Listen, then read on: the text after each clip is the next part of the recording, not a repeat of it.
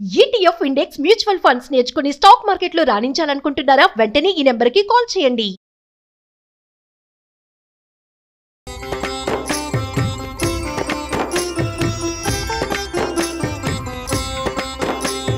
నమస్కారం. విష్ణు పురాణం 6వ భాగంలోకి వచ్చాం. ఋతువుని పరిపాలకుడిగా బ్రహ్మ నియమించిన తర్వాత అన్ని శాఖలకి అధిపతులుగా కొంతమందిని నిర్ణయించాడు. ఏ శాఖకి ఎవరెవరిని ఇచ్చారో చెప్తున్నారు. నక్షత్ర గ్రహ విప్ర తపోయజ్ఞ వృక్షలతా గుల్మాదులన్నిటికీ చంద్రుడట. నక్షత్రాలకి, గ్రహాలకి, బ్రాహ్మణులకి, తపస్సుకి, యజ్ఞానికి, వృక్షాలకి, లతలకి, గుల్మాదులంటే పొదలు, వాటికి చంద్రుడట. రాజులకి వైశ్రవణుడు, జలమునకు వరుణుడు, ఆదిత్యులకు ఉపేంద్రుడైనటువంటి విష్ణువు, వసువులకు పావకుడు, ప్రజాపతులకు దక్షుడు, మరుద్గణాలకు ఇంద్రుడు, మునులకు కపిలుడు, దైత్యదానవులకు ప్రహ్లాదుడు, పితృగణములకు యముడు, ఏనుగులకు ఐరావతము, పక్షులకు గరుత్మంతుడు, సర్పాలకు వాసుకి, అశ్వములకు ఉచ్చైశ్రవము, గోవులకు వృషభము, మృగాలకు సింహము, వృక్షాలకు ప్లక్షం అంటే జువి చెట్టు, పర్వతాలకు హిమగిరి అధిపతులుగా అయ్యారట. ఇప్పుడు చెప్పిన వీళ్ళందరూ కూడా విష్ణువంశతోటి పుట్టిన వాళ్ళేనట. ఆయన ప్రభావం లేకపోతే ఏదీ లేదు. పాలకుని యందు విష్ణుభావం లీనమై ఉంటుంది. మనం ఇప్పటికీ ఏవైనా కొన్ని కథలు చెప్పేటప్పుడు చెప్తాం, నా విష్ణు పృథివీపతి అని. రాజులు ఎవడైతే పాలకుడుగా ఉంటాడో అతను విష్ణువంశ సంభూతుడుగా అయి ఉంటాడు. ఇప్పుడు పాలకులు లేరు కాబట్టి అధికారులను కూడా అలాగేనాలి. ఒక గ్రూపుకి అధిపతి ఎవడైతే ఉన్నాడో అతని యందు విష్ణువు యొక్క వ్యాపనశీలకత్వం అత్యంత సహజంగా ఉంటుందన్నమాట. కాలము, చరాచరాత్మకమైన జగత్తు, మంత్రతంత్రాలు, యాగాదులు, గురువు, దేవతలు, కర్మజ్ఞానేంద్రియాలు సమస్తము విష్ణు రూపమని తెలుసుకో. అలాగే వేదాలు, ఉపనిషత్తులు, శాస్త్రాలు, ధర్మశాస్త్రాలు, పురాణాలు, అనువాకాలు, కావ్యాలు, సంగీతాది విద్యలు, మూర్తామూర్తాలు ఆ పురుషోత్తముని యొక్క మూర్తి భేదాలని గ్రహించు. వీటన్నిట్లలోనూ అంతర్లీనముగా విష్ణువంశే ఉంటుందట. మైత్రేయ, ఈ పురాణ కథ చదివినా ఎన్నో వ్రతాలు, కార్తీక స్నానాలు, పుణ్యక్షేత్ర దర్శనము చేసిన పుణ్యఫలం వస్తుంది. చదివినా వినినా కూడా మనకు అద్భుతమైన ఫలితం లభిస్తుంది అని చెప్పగా మైత్రేయుడు ఆనందంతో నమస్కరించి, గురుదేవ ధన్యుడను, ఒక మనవి, ఉత్తానపాదుని అన్వయ కథ చెప్పావు అంటే ఉత్తానపాదుని కుమారుడు ధ్రువుడు అవి కథ చెప్పుకున్నాం కదా.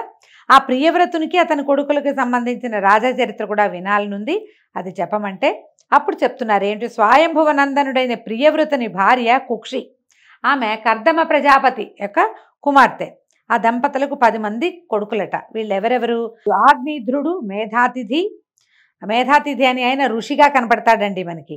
వపుష్మంతుడు, జ్యోతిష్మంతుడు, ద్యుతిమంతుడు, హవ్యుడు, సవనుడు, మేధుడు, అగ్నిబాహుడు, పుత్రుడు, వీళ్ళందరూ వీళ్ళ యొక్క సంతానం. అయితే వారిలో మేధుడు, అగ్నిబాహుడు, పుత్రుడు వీళ్ళు ముగ్గురు పూర్వజన్మ స్మృతి కలిగిన వారే విరక్తులై యోగనిరతులై భూమి నుంచి వెళ్ళిపోయారట. మిగిలిన 7 కుమారులలో ఆగ్నేధ్రుడికి జంబూద్వీపము, మేధాతిథికి ప్లక్షద్వీపము, వపుష్మంతునకు శాల్మలి, జ్యోతిష్మంతునకు కుశద్వీపము, ద్యుతిమంతునకు క్రౌంచద్వీపము, హవ్యునకు శాఖద్వీపము, సవనునకు పుష్కరద్వీపము ఇచ్చి రాజ్యాభిషిక్తుల్ని చేశాడు. వాళ్ళు ఇంద్రమిత్రులై సప్తద్వీపాలను ఎదురులేని పరాక్రమంతో ధర్మ మార్గాన పరిపాలించారు. సప్తద్వీపా వసుంధర అని చెప్తారు. భూమి ఈ 7 ద్వీపాలుగా ఉంది. ఈ మనం చెప్పుకున్నటువంటి ద్వీపాలన్నీ కూడా అవేనమాట, దానికి సంబంధించినవి. జంబూద్వీపాధిపతి అయిన ఆగ్నేధ్రుడికి 9 మంది కుమారులు. మనం జంబూద్వీపంలో ఉన్నాం. భరతవర్షే భరతఖండే మేరో దక్షిణ దిగ్భాగే అని చెప్పుకుంటాం సంకల్పంలో కదా. జంబూద్వీపం మనం ఉన్నది. దీనికి నాభి, కింపురుషుడు, హరివర్షుడు, ఇలావృతుడు, రమ్యుడు, హిరణ్వంతుడు, కురుడు, భద్రాశ్వుడు, కేతుమాలుడు అని ఇంతమంది కుమారులు ఉన్నారట. 9 మంది. ఆ తండ్రి జంబూద్వీపాన్ని 9 భాగాలుగా చేసి ఇప్పుడు ఈయనేం చేశాడు, తనకి లభించినటువంటి జంబూద్వీపాన్ని మళ్ళీ 9 భాగాలుగా చేసి వరుసగా వీళ్ళని రాజుల్ని చేశాడు. తర్వాత ఏం చేశాడు, సాలగ్రామ తీర్థానికి వెళ్ళి తపస్సు చేయటం మొదలుపెట్టాడు. ఆ కొడుకులు పాలించేటువంటి నవఖండాలు, 9 ముక్కల భూభాగాలు వారి పేర్లతోటే వర్ష సంజ్ఞలు కలిగినవి అయ్యాయి. దాంట్లో ఏమిటి, నాభి హిమగిరికి దక్షిణ భాగంగా ఉన్న భూమికి అధిపతి అయ్యాడు. అతని కొడుకు వృషభుడు. అతనికి 100 కొడుకులు. వాళ్లలో పెద్దవాడు భరతుడు. ఆ భరతుడు భూపతి అయి శత్రుభంజనుడు, ప్రజానురంజనుడై భూమిని పరిపాలించి ఇంద్రునకు పరమ ప్రేమాస్పదుడై యజ్ఞాలు సురనర ప్రీతిగా చేసి పూర్వుల కీర్తికి మిన్నగా కీర్తిని ఆర్జించాడు. వాని పేరుతోటి నాభివర్షం భరతఖండంగా ప్రసిద్ధమైంది. వాని తండ్రి భూభారమంతా కొడుకు మీద ఉంచి తపశ్చర్య కోసం పులహాశ్రమానికి వెళ్ళిపోయాడట. చిరకాలము రాజ్యాన్ని పాలించి కొడుకైనటువంటి సుమతిని అతని పట్టాభిషిక్తుని చేసి సాలగ్రామ క్షేత్రానికి వెళ్ళాడు. పతిని ఆరాధించి తనుత్యాగం చేసి లక్ష్మీపతిని ఆరాధించి తనుత్యాగం చేసి మలి జన్మలో బ్రాహ్మణుడుగా పుట్టాడట. భరతనందనుడైన సుమతికి కలిగిన సుతుడు ఇంద్రద్యుమ్నుడు. అలాగా భరత వంశం విస్తరించిందట. ఈ ఇంద్రద్యుమ్నుడి కథ మనం నాడీజంగుడు కథ ఆ కథల్లో చెప్పుకుంటాం. ఇంద్రద్యుమ్నుడు ఎన్నో యజ్ఞాలు యాగాలు చేశాడని, అతను అపారమైన కీర్తిని ఆర్జించాడని చెప్పుకుంటాము. ఈ పరాశరుడు చెప్తే ఇప్పుడు ఇక భూమండల వైశాల్యము, సప్తద్వీప చరిత్ర, నదీసాగర పర్వత విస్తార విషయము, సురాసుర గంధర్వ నగర వృత్తాంతము తెలుసుకోవాలని ఉంది. అవన్నీ చెప్పమని అడిగితే ఇప్పుడు ఈ గురువుగారైన పరాశరుడు శిష్యుడైన మైత్రేయుడికి ఇలా చెప్తున్నాడు. సమగ్రంగా చెప్పడం చాలా సమయం పడుతుంది ఆయన, సంగ్రహంగా చెప్తాను, మొత్తం చెప్పను, కొంచెం బ్రీఫ్గా చెప్తానన్నారు. ఏమట, సప్తద్వీపాలకి 7 ద్వీపాలకు చుట్టూ లవణ, ఇక్షు, సుర, సర్పి, దధి, క్షీర జల సముద్రాలు ఉన్నాయి. అవి ఒకదానికంటే ఒకటి 2 ఇంతలు విస్తీర్ణాలు. ఈ ద్వీపాలకు నడుమ ఉన్నదే జంబూద్వీపం. దాని మధ్యనున్నది మేరు పర్వతం. అది యక్ష కిన్నర గంధర్వ తాపస దేవతల నివాసంగా చెప్పదగింది. దానికి దక్షిణంగా హిమగిరి, హేమకూటము, నిషధ పర్వతము తూర్పు పడమర దిక్కులకు వ్యాపించి సమున్నతాలుగా ఉన్నాయి. నీలాచలము, వెండికొండ మేరు పర్వతానికి చెప్పవలసినటువంటి శిఖరాలట. ఒక్కొక్క పర్వతం 2000 యోజనాల విస్తీర్ణం, ఔన్నత్యం కలవయి దక్షిణోత్తర భాగాలలో ఉంటాయి. తూర్పున దేవకూటం, పడమటన జఠర పర్వతం ఉన్నాయట. మేరు పర్వతానికి దక్షిణ భాగంలో భారత కింపురుష హరివర్షములు, ఉత్తరాన రమ్యక హిరణ్మయ కింపురుష వర్షములు, తూర్పున భద్రాశ్వ వర్షము, పడమటను కేతుమాలా వర్షము, వాటి నడుమున ఇలావృత్త వర్షము ఉన్నాయి. పాతకాలపు పేర్లు కదా, వీటన్నిటిని నిరూపించగలిగే సామర్థ్యం అయితే మనకి పెద్దగా లేదండి. ఏదో ఒకటి ఎరా కొన్ని ప్రాంతాలే తెలుస్తాయి. హిస్టారికల్గా తెలిసిన ప్లేసెస్ని మనం ప్రస్తుతం ఉన్న పేర్లు చెప్పుకోగలుగుతాం. ఇవి పురాతనపు పేర్లు కాబట్టి అవి ఎలా ఉన్నాయో యథాతథంగా అలాగే చెప్పుకుంటున్నాం. మేరుగిరికి తూర్పున మందరగిరి, దక్షిణాన గంధమాదనము ఉన్నాయి. మందరము పేరు మనకు తెలుసు, గంధమాదన పర్వతము మనకు తెలుసు. దాని శిఖరము నందు రావి, నేరేడు, కడిమి, మర్రి చెట్లు జెండాల్లాగా దుబ్బుగా ఎత్తుగా పెరిగిన ఉంటాయి. జంబూ వృక్షం పేరుతోటే ఆ ద్వీపానికి ఆ పేరు ప్రసిద్ధమైంది. దాని ఫలాలు ఏనుగంతలేసి ఉంటాయట. జంబూ ఫలాలంటే నేరేడు పళ్ళు అండి. ఆ పళ్ళు హేమకూటాచలం సానువలలో పడి చితికి రసం కారుతూ ఉంటుందట. ఆ ప్రవహిస్తుందట. అది మేరుగిరి చుట్టూతా కమ్మి ఉంటుంది. ఆ ప్రవాహాన్నే జాంబూనదం అని పేరుంది. ఆ ఫలరసం తాగుతూ అక్కడ ఉండేవారికి ఎలాంటి రోగాలు రావు. జాంబూనదం అంటే బంగారం అనే అర్థం కూడా ఉందండి. ఇంకా ఈ ముసల్తనం రాదుట, రోగాలు రావట, దేవతలకు సాటిగా సుఖజీవులు అవుతారట. ఇంకా విశేషం ఏంటంటే ఆ ఫలరసం తాకిన మన్ను బంగారం అవుతుంది. అందుకనే బంగారానికి జాంబూనదం అనే చక్కటి పేరు కూడా ఉంది. చైత్రరథము, గంధమాదనము, వైభ్రాజితము, నందనము అనే ఉపవనాలు, అరుణాధర మహాపద్మనీలోదక మానసములు అనేటువంటి సరస్సులు మేరుగిరికి తూర్పు మొదలుగా 4 దిక్కులుగా ఉండి దేవతలకి అనుభవాలుగా ఉన్నాయి. వాళ్ళ దేవతలు తిరుగుతారట అక్కడ. అలాగే ఆ బంగారు కొండకు నలుదిక్కులా గొప్ప పర్వతాలు ఉన్నాయి. అలాంటి మేరు పర్వతం మీది దేవరాజధాని 14,000 యోజనాల వైశాల్యంతో సువర్ణరత్న స్థగిత గోపుర భవనాలతో త్రిజగన్నుతమై ఉన్నది. విష్ణుపాదం నుంచి బయలువడిలిన ఆకాశగంగా 4 పాయలుగా మారి సీత, అలకనంద, చక్షువు, భద్ర అనే పేర్లు కలదై ఆ అమర రాజధానికి 4 దిక్కులా ప్రవహించి కిందనున్న భారతాది వర్షములందు కూడా ప్రవహిస్తూ ఉంటుంది. వాసుదేవుడు భద్రాశ్వ వర్షమునందు హయగ్రీవ రూపంతోనూ, భారత వర్షమున కూర్మ రూపంతోనూ, కేతుమాలా వర్షంలో వరాహ రూపంతోనూ, కురు వర్షంలో మత్స్య రూపంతోనూ, తక్కిన వర్షములందు వివిధ రూపాలతోనూ భగవంతుడు స్వరూపాన్ని మార్చుకుని ఉంటాడట. అలాంటి కింపురుషాది వర్షములందు ఉన్నవారికి శోకము, ఆయాసము, ఉద్వేగము, దీపనము అనేవి ఉండవు. చిరంజీవులై సుఖ సంతోషాలతోటి ఉంటారు. భారత వర్షమునందు ప్రత్యేకించి కులపర్వతాలు, మహానదులు చాలా ఉన్నాయి. హిమగిరి నుంచి దక్షిణ సముద్రం వరకు 9,000 యోజనాల విస్తీర్ణం కలదే భారత వర్షం ఉంది. మనం చెప్పుకుంటాం కదా మన దేశం గురించి. అది కర్మభూమిగా ప్రసిద్ధమైనది. పుణ్యాత్ములకు స్వర్గమోక్షప్రదం. మునులు, సురలు భారత వర్షమునందు నివసించాలని కోరుకుంటారు. జప తపోదాన యజ్ఞాదులు యథాశక్తిగా చేసి తాము కోరే పుణ్యలోకాలు చేరడానికి భారత వర్షమే ప్రధాన పీఠం. అందుకే ఇది కర్మభూమి, ఇది కర్మభూమి, వేదభూమి లాంటి మాటలు వింటూ ఉంటాం. మన దేశం యొక్క గొప్పతనాన్ని పురాణంలో చదువుకోవటం చాలా సంతోషకరమైన విషయం అండి. మలయము, మహేంద్రము, శుక్తిమంతము, వింధ్యము, పాఠ్యాంతరము, వృక్షము, సహ్యగిరి అని ప్రసిద్ధములైన కులపర్వతాలు భరతఖండానికి భవ్యాలంకారాలు. ఇప్పుడు మనకు తెలుసు, వింధ్య తెలుసు, సహ్యాద్రి తెలుసు, ఇవన్నీ మనకి తెలిసినవే కదా. మహేంద్ర తెలుసు, అయితే మలయ కూడా తెలుసు మనకి. శతద్రు, చంద్రభాగ అనే నదులు మహేంద్ర పర్వతం నందు, వేదస్మృత్యాదులు పారియాత్రమునందు, నర్మదాదులు వింధ్యమునందు, తాపి, పయోష్ణి, నిర్వింధ్యాదులు వృక్షమునందు, గోదావరి, భీమరథి, కృష్ణవేణ్యాదులు సహ్యాద్రియందు, తామ్రపర్ణి, కృతమాలాదులు మలయ పర్వతమునందు, ఋషికుల్యాదులు శుక్తిమంతమునందు ప్రభవించాయి. ఇవన్నీ ఇక్కడ పుట్టినాయి. ఏ నది ఎక్కడ పుట్టిందో మనకు తెలుసండి. నదీ ప్రాంతాలు మనకు తెలుసు కదా. గోదావరి ఎక్కడ పుట్టింది, కృష్ణ ఎక్కడ పుట్టింది, త్రివేణి సంగమం ఎక్కడ జరుగుతోంది, గంగా నది ఎక్కడ భూమి మీద పడింది, ఇవన్నీ సరస్వతి నది ఎక్కడ మాయమైంది, ఇవన్నీ కూడా మనం హిస్టారికల్ ప్లేసెస్ కానీ చాలా గుర్తుపడుతున్నాం, మనకి తెలుసు స్పష్టంగానే. ఇలా ఎన్నో పుణ్య నదులు ఉన్నాయి మనకి. భారతవర్షానికి 4 వైపులా 1000 యోజనాల విరివితో 9 ద్వీపాలున్నాయి. ఇలాంటి నవద్వీపాలు, మహానదులు, కులపర్వతాలు భారతవర్షమునందు తప్ప ఇంకా ఏ వర్షమునందంటే ఏ దేశమునందు లేవు, మనకే ఉన్నాయి ఇవన్నీ. ఈ విధంగా భారతవర్షము కర్మభూమి, పుణ్యభూమి అయింది. మిగిలినవన్నీ భోగభూములు మాత్రమే. ఇదొక్కటే కర్మభూమిగా చెప్పబడుతోంది. జంబూద్వీపం 1,00,000 యోజనాల పరిణామం కలది. దానికి చుట్టూ ఉండేది లవణ సముద్రం, ఉప్పు సముద్రమే మనకు తెలిసిందే. ఈ లవణ సముద్రానికి ఆవల ఉన్నది ప్లక్షద్వీపం. అది 2,00,000 యోజనాల పరిణామం కలది. ఆ ద్వీపానికి ప్రభువు మేధాతిథి. అతనికి 7 కుమారులు. భుజబలానికి, రూపరేఖ వైభవానికి వాళ్లే సాటెట. తండ్రి ఆ ద్వీపాన్ని 7 భాగాలుగా విభజించి వాళ్ళని ప్రభువుల్ని చేశాడు. అయితే ఆ భాగాలకి వాళ్ళ పేర్లే వచ్చాయట. ఇవేమిటట? శాంత, హయ, శిశిర, సుఖోదయ, నంద, శివ, క్షేమక, ధ్రువ వర్షాలని వాటికి పేరు. ఈ వర్షాలలో అంటే ఈ దేశాలలో ఉన్నటువంటి నరులు, సురలు కలిసి సోదరులాగా జీవించేవాళ్ళు. వాళ్ళకి ఏ రోగాలు, ఎలాంటి బాధలు ఉండవు. కారణం ఏంటంటే ధర్మానికి పెట్టింది పేరుగా ఆ భూభాగంలో ఉన్నటువంటి నరులు, మానవులు ఉండేవాళ్ళట. ఈ ప్లక్షం అంటే జువి చెట్టు, ఆ ద్వీపానికి పేరు తెచ్చింది. జువి చెట్లు ఎక్కువ ఉంటాయన్నమాట. విష్ణువు చంద్రరూపుడై ఆ ద్వీపంలో భాసిస్తూ ఉంటాడు.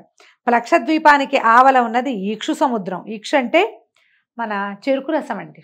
ఇక్షు అంటే చెరుకు కర్ర, చెరుకు గడని ఇక్షు అంటారు. అది 1,00,000 యోజనాల వైశాల్యం కలిగింది. ఇక్షు సముద్రానికి ఆవల ఉన్నది శాల్మలి ద్వీపం. ఈ శాల్మలి ద్వీపం అంటే, శాల్మలి అంటే బూరుగ చెట్టు. మనం పత్తిలు తీస్తాం చూడండి, దిళ్ళు అవి చేసుకుంటాం, తలగడలు చేసుకునేటువంటి ఆ పత్తి వచ్చే చెట్టుని బూరుగ చెట్టు అంటారు. అది పొడుగ్గా పెరుగుతుంది, కాయలన్నీ రాలుతూ ఉంటాయి. అక్కడ అవి ఉండుంటాయి. బహుశా శాల్మల ద్వీపం అంటారు. దాని విరివి, దాని నిడివెట 4,00,000 యోజనాలట. దాని ప్రభువు వపుష్మంతుడు, అతనికి సుతులు 7. మనకి ఈ ద్వీపాలన్నీ ఇప్పుడు ప్రత్యక్షంగా ఏం తెలియదండి, మనకు తెలిసినవి కాదు. ఆ కాలంలో ఎలా ఉన్నది అని అతను అడగటం వల్ల పురాణంలో ఉన్న విషయమే చెప్పుకుంటున్నాం. శ్వేతహరితులు, జీమూతరోహితులు, సుప్రభుడు, వైద్యుతి, మానసుడు అని వాళ్ళ పేర్లట. శాల్మల ద్వీపం 7 భాగాలయ్యి వాళ్ళ ప్రభువులుగా వాళ్లే ఉండి వాళ్ళ పేర్లతోటే అవి చిన్న చిన్న దేశాలుగా మారినాయి. వాటి మధ్యలో కుముదము, ఉష్ణము, వలాహకము, ద్రోణము, మహిషము, కంకము, కకుద్వంతము అని కులపర్వతాలు ఉన్నాయట. అక్కడ కులపర్వతాలు ఆ ప్రాంతానికి 7 అద్భుతమైనటువంటి పర్వతాలు ఉన్నాయి. వాటి మధ్యలో ఎంచి 7 నదులు కూడా పుట్టాయట.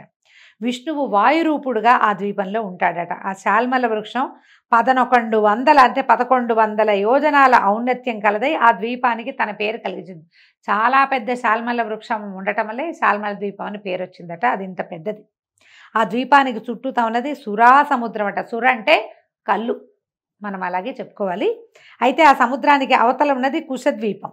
ఆ ద్వీపాన్ని జ్యోతిష్మంతుడు తన కొడుకులు 7 విభజించిస్తే దానికి కూడా వాళ్ళ పేర్లు వచ్చినాయట. ఆ భాగాలలో మందరము మొదలైనటువంటి పర్వతాలు ఉన్నాయి. ఆ పర్వతాల నుంచి శివ, విధూతపాప, పవిత్ర, సుమతి, పాపహర, హైమవతి, విద్యుదంభ అనేటువంటి 7 నదులు పుట్టాయి. దైత్యదానవులు, దేవగణాలు, ఆ వర్షమునందున్న నరులు కలిసిమెలిసి జీవిస్తారు. మహావిష్ణువు బ్రహ్మరూపుడై ఆ ద్వీపంలో ఉంటాడట. ఆ ద్వీపంలో ఆకాశమును తాకుతూ కుశస్తంభం ఉండటం వల్లే దానికి కుశద్వీపం అని పేరు వచ్చిందట. ఈ కుశద్వీపానికి అవతల ఉన్నది క్రౌంచ ద్వీపం. దాని చుట్టూతా ఉన్నది ఘృత సముద్రం అట. క్రౌంచ ద్వీపానికి చుట్టూతా ఘృత సముద్రం అంటే నేయు యొక్క సముద్రం ఉందిట.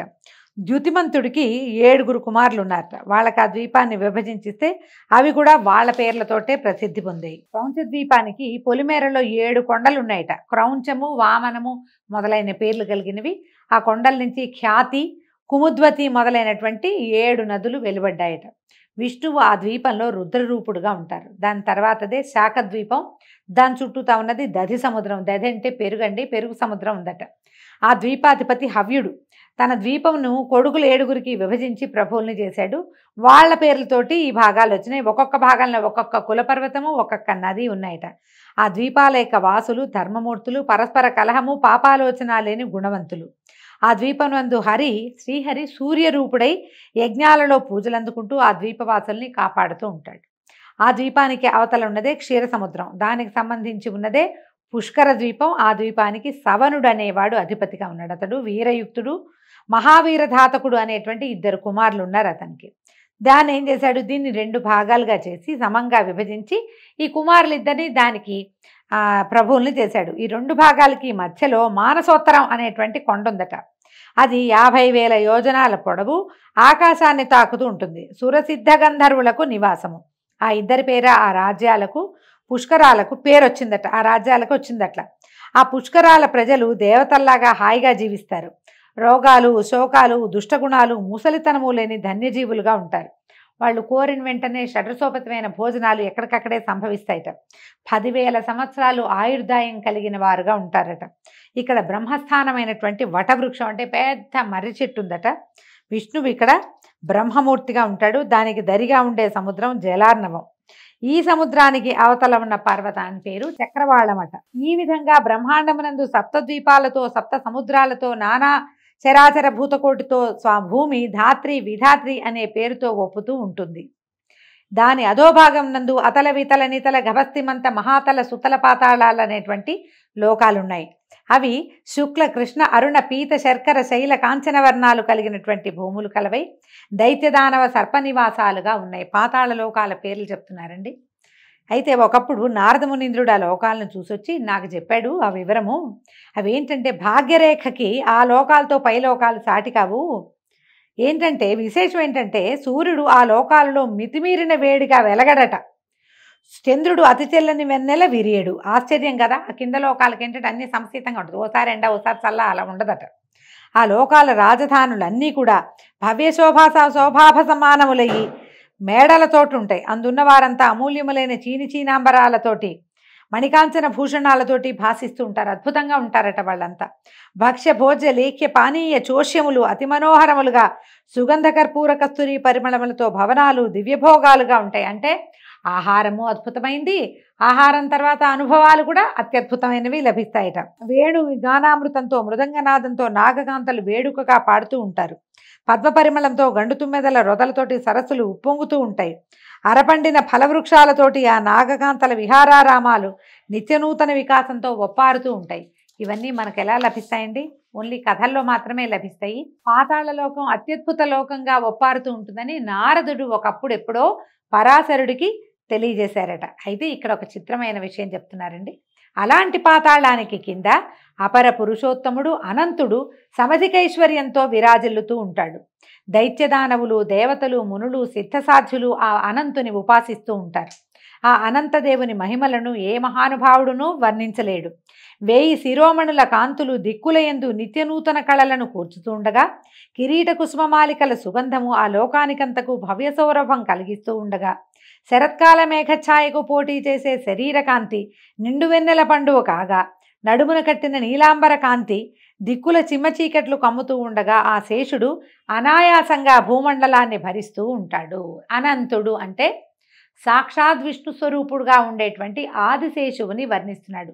నీలాంబరధారిగా ఉంటాడు. ఆయన యొక్క 1000 శిరస్సుల యొక్క మణులు ప్రకాశిస్తూ ఉంటాయట. ఆయన ఉండటం వల్లే ముందే మనం చెప్పుకున్నాం కదా, ముందు పురాణ గాథలో ఏం చెప్పాము, విష్ణుమూర్తి అనంతుణ్ణి అంటే తన సర్పం, తన శయ్యగా ఉండేటువంటి ఆదిశేషువుని భూమికి కాపలాగా కింద ఎత్తిపట్టి ఉంచేందుకు పాతాళంలో ఉంచాడు. ఆ పాతాళ లోకంలో కొలువై ఉన్నటువంటి ఆదిశేషు అయిన అనంతుడి గురించి చెప్తున్నారనమాట. ఇది అతని 2 చేతులలో ఆకాశగంగా, ముసలము, నాగలిగా 2 రూపాలతో ఉంటుంది. ఒక 2 రూపాల్లో ఉన్నది ముసలము, నాగలి ఈ రెండు ఆకాశగంగే ఆ స్వరూపంలో కనపడుతుంది. ఈ అనంతుడికి ఒకప్పుడు కోపం వచ్చి ఊపిరి విడిస్తే దాని జ్వాల చరాచర ప్రపంచానికి ప్రళయాగ్ని జ్వాలగా అవుతుందట. అతడే ప్రళయ సమయం నందు రుద్రుడై జగాలను నశింపజేస్తాడు. మద్యపానము చేత మత్తెక్కి కన్నులు తిప్పుతూ పడగలు విప్పి భీకరముగా ఆడించాడంటే సురాసురాళితో ఉన్న లోకాలని ఉర్రు తొలుగుతాయి. ఎందుకంటే ఆయన భూమిని ఆపుకుని ఉన్నాడు కదా, ఆయన పడగలు కదిలినంటే భూమి అతలాకుతలమైపోతుంది. అలాంటి దివ్యశక్తి సంపన్నుడైన అనంతుడు సకల నదీనద సముద్ర పర్వత సహితము చరాచర జంతుయుతము 10 కోట్ల యోజనాల విస్తారము అయినటువంటి భూమండలాన్ని శిరస్సు మీద పూదండలాగా భరిస్తూ ఉంటాడు.